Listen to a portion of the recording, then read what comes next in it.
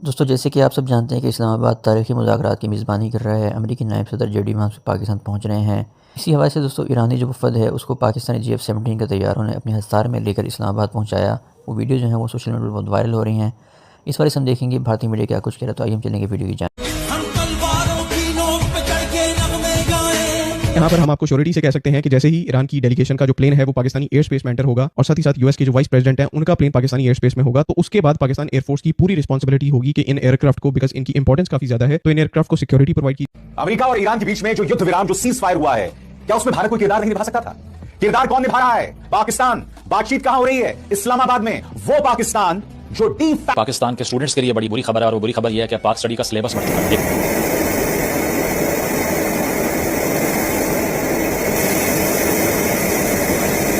अस्सलाम वालेकुम people, welcome to Defence Outpost. तो इस टाइम के ऊपर पूरे सोशल मीडिया के ऊपर पाकिस्तान एयरफोर्स को लेकर एक बहुत ही ज्यादा बड़ी डिस्कशन हो रही है, जहां पर क्लेम ये किया जा रहा है कि पाकिस्तान एयरफोर्स ईरान की जो एयर स्पेस है उसके अंदर एंटर होगी और ईरान का जो कैपिटल है तेहरान, वहां से ईरान की जो डेलीगेशन है उसको पिक करके इस्लामाबाद लाया जाएगा। बिकॉज अब से कुछ ही टाइम के अंदर इस्लामाबाद के अंदर मिडिल ईस्ट की ये जो कॉन्फ्लिक्ट है उसको लेकर सीज फायर के ऊपर एक बहुत बड़ी मीटिंग को कंडक्ट किया जाना है, जहां पर यूएस की साइड से यूएस के जो वाइस प्रेसिडेंट है इस टाइम के ऊपर कंफर्म हो चुका है और ये चीज व्हाइट हाउस ने खुद कंफर्म की है कि जेडी वैंस जो है वो पाकिस्तान आएंगे। तो इसी तरह से एक जो डेलीगेशन है वो यूएस से आ रहा है और दूसरा जो डेलीगेशन है वो ईरान की साइड से भेजा जा रहा है, और उस डेलीगेशन की ट्रांसपोर्ट की जो ड्यूटीज हैं वो इस टाइम के ऊपर जो चीज रिपोर्ट की जा रही है मीडिया के ऊपर कि वो सारी जो रिस्पॉन्सिबिलिटीज हैं उनके ट्रांसपोर्ट की और उनकी एस्कॉर्ट की ये पाकिस्तान एयरफोर्स को दी गई है। और इसी सिलसिले में पाकिस्तान एयरफोर्स की एक बहुत बड़ी फ्लीट ट्रांसपोर्ट एयरक्राफ्ट की इस टाइम के ऊपर मिडिल ईस्ट के अंदर ऑपरेट कर रही है, जिसमें C-130 एयरक्राफ्ट भी हैं और IL-78 जो air to air refueller aircraft है वो भी प्रेजेंट है। ये इस डेलीगेशन को कैरी कर रहे होंगे। ये पाकिस्तान की रावलपिंडी में मौजूद नूर खान एयरबेस के ऊपर लैंड करेंगे।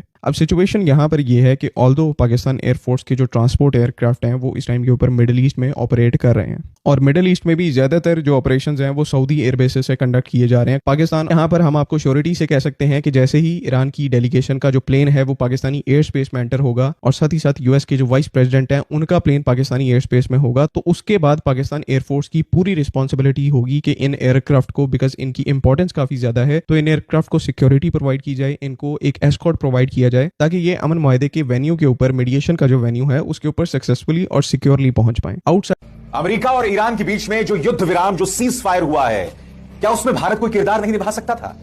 किरदार कौन निभा रहा है? पाकिस्तान। बातचीत कहां हो रही है? इस्लामाबाद में। वो पाकिस्तान जो डी फैक्टो एक टेरर स्टेट है, वो पाकिस्तान जहां पर 9/11 के साजिशकर्ता मिले थे, वो पाकिस्तान जहां के अबोटाबाद में ओसामा बिन लादेन था, वो पाकिस्तान जो भारत के खिलाफ आतंकवाद को बढ़ावा देता है, और अब वो पाकिस्तान ईरान और अमेरिका के बीच में मध्यस्थता यानी मीडिएशन कर रहा है। कहां है भारत?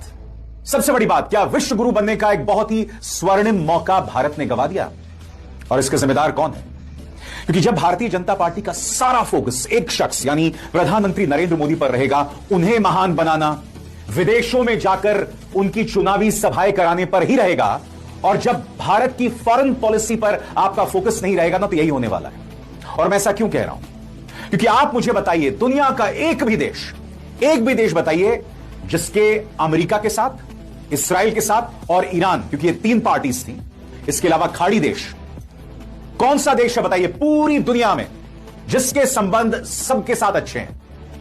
जवाब है भारत। कायदे से भारत को सेंट्रल रोल में होना चाहिए था, मगर जब आपकी फॉरेन पॉलिसी में दूरगामी सोच ना हो, फार साइटेडनेस ना हो, एक बड़ी व्यापक लिबरल सोच ना हो, तो यही होता है। पाकिस्तान के स्टूडेंट्स के लिए बड़ी बुरी खबर है, और वो बुरी खबर यह है कि पाक स्टडी का सिलेबस बढ़ चुका है। एक नया चैप्टर जो ऐड हुआ है, उस चैप्टर का नाम है इस्लामाबाद अकॉर्ड्स। ऐसा कैसे हो गया? किसी के साथ खड़े हैं, किसी के साथ बैठे हैं, हो क्या रहा है भाई? शहबाज शरीफ साहब का जो ट्वीट था वो देखने के बाद ग्लोबल मार्केट शिफ्ट होना शुरू हो गई।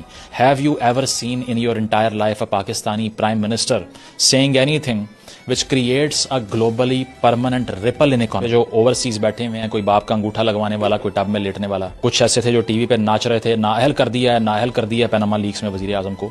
उन सारों के लिए सोग का समा है। समझ नहीं आ रही टक्कर कहाँ मारे, डॉलर खोरी कैसे करनी है, क्या बेचना है। मैं ये कहूंगा कि अगर आज वजीर आजम इमरान खान भी होते और वो ये तमाम चीजें कर चुके होते, मैं उनकी भी खुल के तारीफ करता, लेकिन आप में इतनी स्पाइन नहीं है, बिकॉज यू आर एनार्किस्ट। आप ये कहते हैं कि आपको पाकिस्तान नहीं चाहिए अगर एक आदमी थ्रोन पे नजर नहीं आ रहा। प्राइम मिनिस्टर शहबाज शरीफ का जो ट्वीट था उसकी एडिट हिस्ट्री देखिए, उसके ऊपर लिखा हुआ है draft for Pakistani prime minister. तो जाहिलों को ये नहीं पता कि तमाम फरीकैन को एतमाद में लिए बगैर दुनिया की किसी डिस्कशन की अनाउंसमेंट नहीं हो सकती। डोनाल्ड ट्रंप उसको रीट्वीट कर रहे हैं, तो अरागची को नहीं पता था कि डोनाल्ड ट्रंप ने फोन करके ऑर्डर किया है शहबाज शरीफ को कि चलो आगे लगो, और उन्होंने ट्वीट कर दिया। तो ईरान सोता रह गया, उन्हें पता ही नहीं चाहिए कि सोशल मीडिया ट्रॉल जो है, जो घर में बैठा हुआ है, जिसने फेक आईडी बनाया हुआ है, उसे पता चल गया कि सारी गेम फिक्स्ड है। ये तो पहले आपको ऑफिशियली ये भी कह चुके हैं कि इंडिया पाकिस्तान का मैच फिक्स था, जो लड़ाई हुई है। तो यहाँ भी मुर्शिद से तवज्जो हटाने के लिए वर्ल्ड वॉर लगाई जा रही थी, और वो ख़त्म भी सारी इसीलिए हुई है कि ड्राफ्ट ट्वीट नजर आ गया। तो भाई हुआ सिर्फ इतना है कि जो उनका सोशल मीडिया मैनेजर है उसकी नेग्लिजेंस है कि उसने जो शेयर हुआ है ड्राफ्ट, जो कि तमाम पार्टीज को भेजने के बाद, अप्रूवल लेने के बाद आप आगे सेल थ्रू करवा सकते हैं, उसकी हेडलाइन डिलीट नहीं की। That's it. IMF से लोन भी ले लिया हमने, और इसके बाद में हमने जाके वर्ल्ड वॉर भी रुकवा दी, और हमने अफगानिस्तान पे अटैक कर दिया, और साथ ग्लोबल पीस मेकर भी बन गए। ईरान के साथ खड़े हो गए, सऊदी अरेबिया के साथ बैठ गए, फोन पे बात हो रही थी US के साथ, कॉम देख रही थी PSL, और ये सारा कुछ करने के बाद UAE ने कहा कि जनाब ठीक है, आलमी जंगें आप रुकवाना शुरू हो गए हैं, लेकिन वो जरा हमारे $3.5 अरब भी वापस कर दें। हमने कहा ठीक है भाई, थोड़ा टाइम दे, मैं कर देता हूँ, हाथ जरा तंग है अभी। ये है Pakistan, a country beyond comprehension, a country that can not be understood by rationality. Israel ने आज भी वायलेशन की है सीज फायर की। उन्होंने लेबनान पर हमले कर दिए। उन्होंने ये कहा कि लेबनान और हिजबुल्लाह पार्टी नहीं है। ये सीज फायर वायलेशंस चलती रहेंगी, ये एब्रप्ट टोटल पीस नहीं आ सकता। अगर आप ये समझते हैं कि इससे ये एफर्ट फ्लॉप हो चुकी है, तो ये नहीं हुई। अगर ये एफर्ट फ्लॉप भी हो जाए तो पाकिस्तान ने अपना काम कर दिया। At least we took a stand and we came out as a sane and a pragmatic country, जिसने दुनिया में ये जंग रुकवाने की एफर्ट की।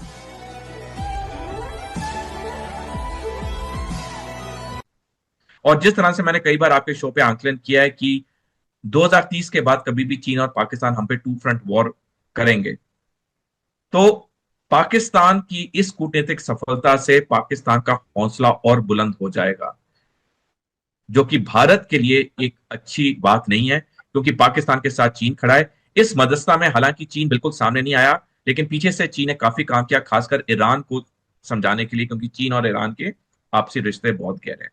तो डेफिनेटली पाकिस्तान का इस कूटनीतिक सफलता से भारत के लिए दिक्कतें बढ़ेंगी, क्योंकि पाकिस्तान को अब बहुत देश समर्थन देंगे, चाहे पैसे से चाहे हथियारों से।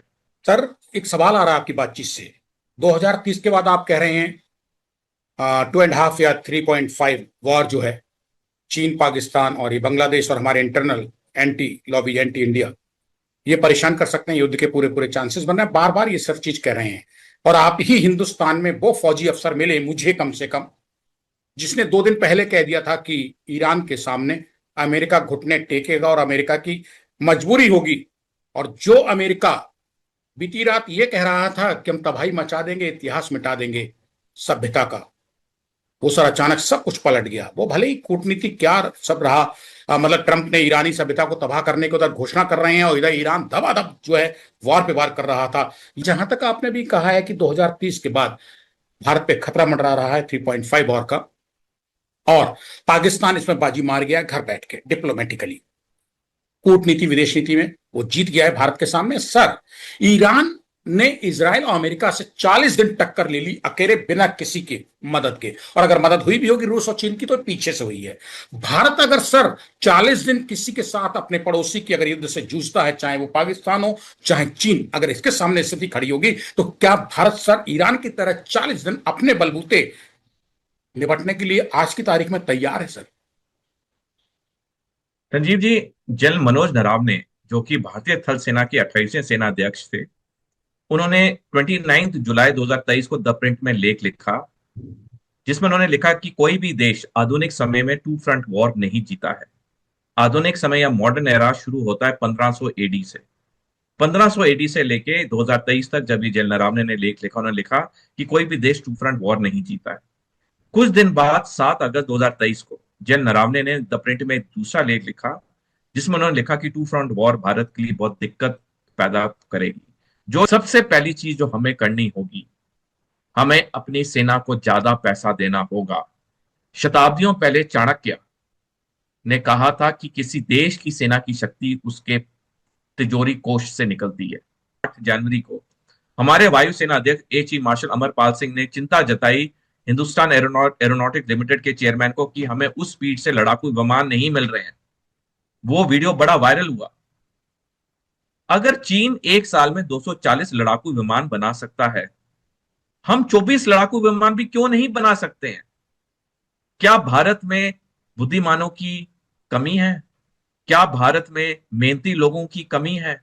हमारे नागरिक बड़े बड़े एमएनसी के सीईओ हैं, क्योंकि हमारे यहाँ क्या है, हमारे यहाँ जवाबदारी और जिम्मेदारी नहीं है।